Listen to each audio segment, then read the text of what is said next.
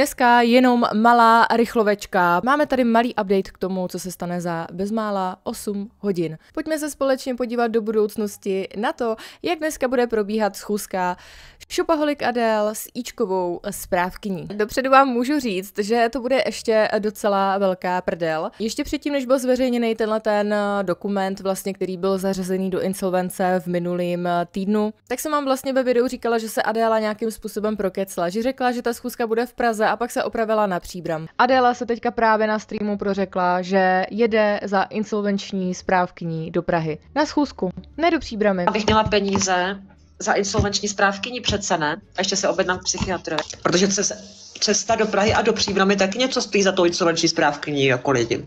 Takže asi tak. Prosím, už mě přestaňte šikanovat, protože já jsem se opravdu změnila, ulice mě hodně naučila, změnila jsem se, poučila jsem se a jsem prostě nový jiný člověk, protože cvičím, jak se to říká, cvičím meditaci s indiánskou hudbou, mám vyčištěnou auru, pozitivní energii. No tak tohle mě rozštípalo na hovna. Bože. Většina z vás to pochopila tak i ze strany té Adély, že to myslela tak, že pojede do Prahy, jakože k doktorovi a vlastně následně do té Příbramy za tou insolvenční správkyní vlastně na to jednání. Ale Vladina tak trošku věděla, jakože to tak prostě není a za pár dní byl vlastně zveřejněný ten dokument o tom, že se ta schůzka opravdu bude konat v Praze. Hele, není zač. Není zač. Každopádně co je dneska důležitý a to, že se žádná schůzka konat nebude. Člověk si zvedl to hrozně hodný pán. Se nezlobil, že nepojde do té Prahy na schůzku a řekl mi, že jim stačí pak z té pohotovosti ta zpráva poslat do e-mailu.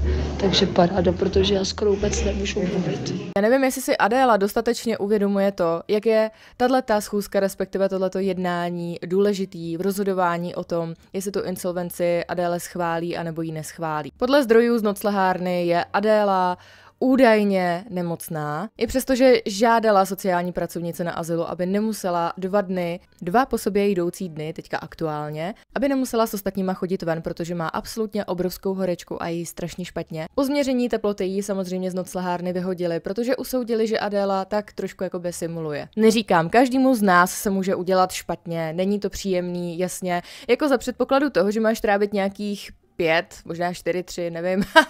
A není ti úplně nejlíp. Hele, já jsem empatický člověk, dokážu pochopit spoustu věcí, takže i tady v tom případě mi to nějakým způsobem je třeba líto. Až na to, že vůbec, protože Adéle vlastně vůbec nic není. To, že tady prolítly nějaké informace o tom, že má Adéla novýho chlapa, je to taková jako poloviční pravda. Možná bych řekla až jako třetinová pravda. Jednalo se vlastně o tady toho cápka jménem Honza. My samozřejmě všichni víme, kdo to je, i přesto, že se tady objevily spekulace. Ten cápek určitě, nebo aspoň dle mých informací nechce žádný vztah s Adélou a jsou pouze a zatím jenom kamarádi. Asi prostě není dostatečně odvážný na to vymetat někomu tvarohovej komín. Já jsem slíbila, že to dělat nebudu a už to fakt dělat nebudu. To jsou tak strašně laciný joky, fuj. Já si myslím, že nějaký vyjádření cápka ještě tady někde bude, protože jelikož je teďka teda zveřejněný, tak si myslím, že se bude chtít nějakým způsobem očistit.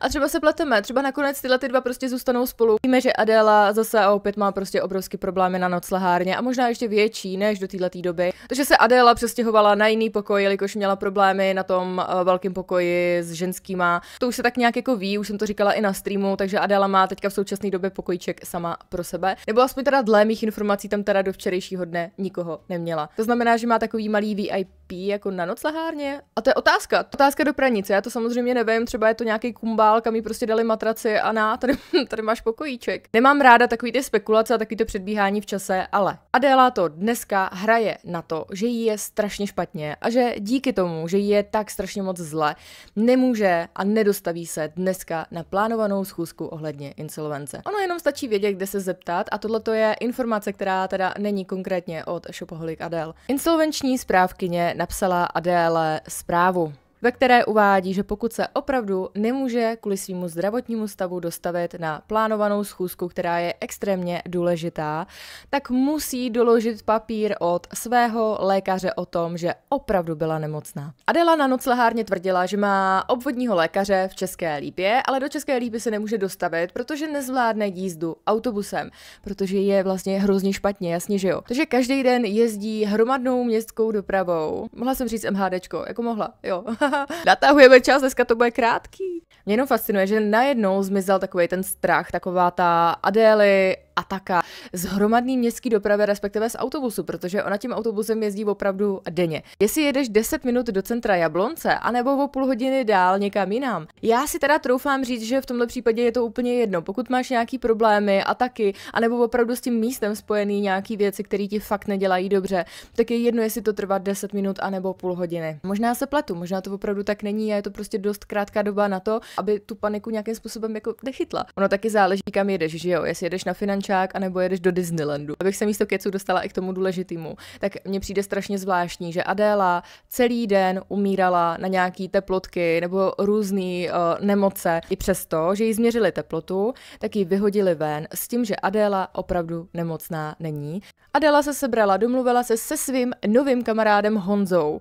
A podotýkám zatím kamarádem. Je to vlastně informace ze zdrojů jeho blízkých přátel, kteří nás nějakým způsobem kontaktovali a opravdu potvrdili, že tam se nejedná o vztah, ale že to je jenom kamarádství. Kdo já jsem, abych do prdele mohla soudit, říkám to tady každý den. Hele, těžko říct, hele, může se stát cokoliv, večer to zase může být úplně jinak než teďka ráno. Víme, že v životě šopaholika Adél se toho prostě mění v 6 hodin ráno tak a v 8 hodin už je to zase úplně jinak. Abych dokončila myšlenku, jelikož mě můj ADHD mozek po ránu dost rozhodil. Kdyby Adéle bylo opravdu celý den špatně, myslíte, že by trávila skoro celý den u Honzy anebo trajdala někde po venku s tím, že přišla na noclehárnu a opět všem oznámila, že jí je strašně špatně a že si jde lehnout. Poprvé, když jí bylo špatně, tak jí měřili teplotku a opravdu jí na té noclehárně nechali. A to si troufám říct, že nesimulovala natolik, jako simuluje vlastně teď. Adéla to hraje na to, že nemá hlas, to znamená, že se snaží jako hodně sípat. Já nevím, jestli si Adéla uvědomuje to, že je opravdu na noclehárně pro bezdomovce. Že se opravdu nenachází na škole v přírodě, kde prosíš paní učitelku, že máš prostě sračku a že druhý den nemůžeš na výlet. Poslední informací, ať si tenhle ten ranní jumping zakončíme trošičku pozitivně, haha. Takhle pozitivně, jak pro koho, pro nás samozřejmě ano, tak je fakt, že Adéla má opravdu zákaz streamovat, jak teda na bytu, a už jsem to řekla, na noclehárně i vlastně v okolí noclehárny. Nesmí ukazovat nic. To nám taky potvrzuje to, čeho jsme si mohli jakoby poslední dobou všimnout. A to, že Adéla opravdu streamy nedělá a když dělá nějaký videa nebo streamuje, tak je to většinou po cestě od někud někam, nebo je to na té slavné zastávce, kde Adéla vlastně natáčí teďka TikToky. A zase si teda řekneme, haha, já jsem vám to říkala. Ono se opravdu může stát v životě Adély cokoliv. Ono jí je ráno špatně a za půl hodiny jí je natolik dobře, že se prostě může sebrat a kamkoliv odjet, jo. Hlasovky a to důležitý vám jsem ještě postnu jakoby v rámci editu, omlouvám se, nestíhám. Adéla absolutně ztratila veškerou zodpovědnost za cokoliv, za svůj život, za svoje dluhy, dokonce i za toho psa. Znovu říkám, nevím, jestli si úplně uvědomuje, jak moc velký to průser je, pokud se nedostavíš na tu schůzku. Ještě jsem tady zapomněla zmínit dost důležitou věc a to, že jí ta insolvenční správkyně teda řekla, že pokud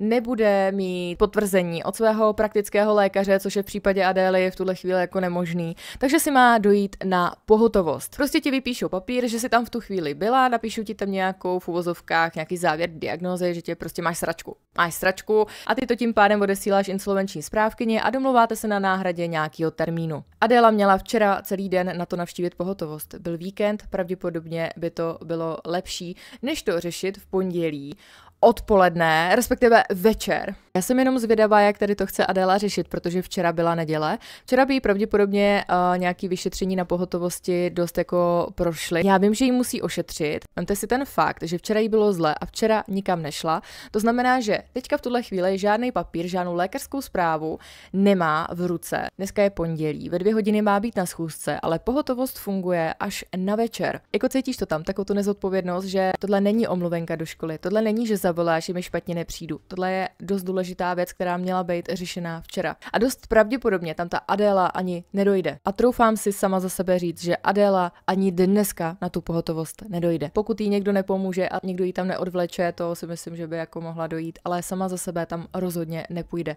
Co chceš dělat v situaci, kdy nemáš potvrzení, že ti bylo špatně a zároveň insolvenční soud, respektive ta správkyně to po tobě vyžaduje a potřebuje. Pokud ten papír nedoložíš, Adélo, tak končí vlastně veškerá prdel tady. Milonkové, mějte se moc hezky, užijte si dnešní den, užijte si dramata a já se na vás budu těšit někdy u dalšího videa.